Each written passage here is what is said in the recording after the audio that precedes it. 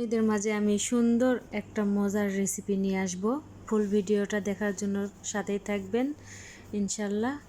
আসসালামু আলাইকুম, সবাই কেমন আছেন? আশা করি ভালো আছেন। আমি এখানে দেখেন আমি ডাল নিয়েছি। এগুলো হচ্ছে বিনস বলে, সেই বিনসের বীজ আর কি। এগুলো আমি শুকনা কড়াইয়ে আমি ভেজে নিব। অনেকক্ষণ ধরে লো হিটে আমি ভেজে নিব। দেখেন সুন্দর করে ভেজে নিব নাড়েচাড়ে।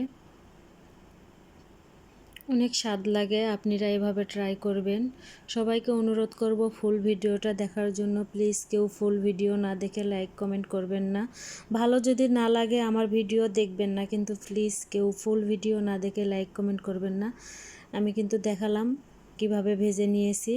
ভাজা হয়ে গেছে। আমি এখানে 2টা টমেটো নিয়েছি মাঝখান থেকে কেটে। এগুলো আমি একটু পোড়া পোড়া করে নিব। আপনারা গ্যাসের চুলায় এই টমেটোগুলো পুড়েও নিতে পারেন বেগুনের মতো। ওদিকে টমেটো পোড়া দিয়ে আমি এদিকে মরিচ পেঁয়াজ কেটে নিব। একটা পেঁয়াজ নিয়েছি আর 2টা মরিচ নিয়েছি, বোম্বাই মরিচ, অনেক ঝাল। এইগুলো আমি সব কেটে দিয়ে দিব। কাটা হয়ে গেছে। আমার টমেটোগুলো প্রায় ভাজা হয়ে গেছে। আমি টমেটো এবার উল্টে দিব। এপাশে একটু করে ভেজে নিব, পোড়া পোড়া করে নিব। আপনারা কিন্তু আমি বলেছি বেগুনের মতো করেও পুড়ে নিতে পারেন চুলাতে।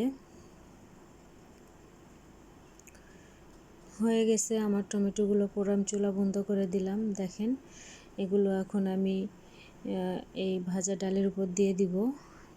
দিয়ে গরম আছে, আমি এগুলো চামচ দিয়ে একটু ভাঙে ভাঙে করার চেষ্টা করব, নরম করার।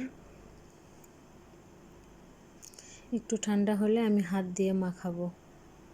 আমি চামচ দিয়ে করে নিচ্ছি।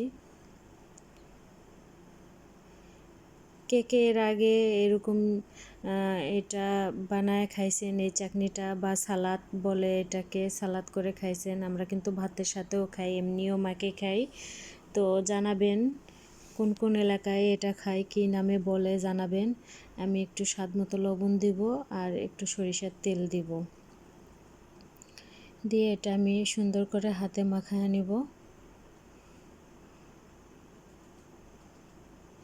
মাখাতে মাখাতে আমার জিভেতে জল এসে গেছে। আমি কিন্তু মাখাতে মাখাতে অনেকবার খাইতেছি। আমার অনেক ভালো লাগছে। আমি প্রায় এটা বানায় খাই। দেখেন কেমন হয়েছে জানাবেন। আমি সবগুলো একটা বাটিতে নিয়েছি। আমি আবার 1 চামচ খাইলাম। সবাই ভালো থাকবেন। আল্লাহ হাফিজ। আসসালামু আলাইকুম।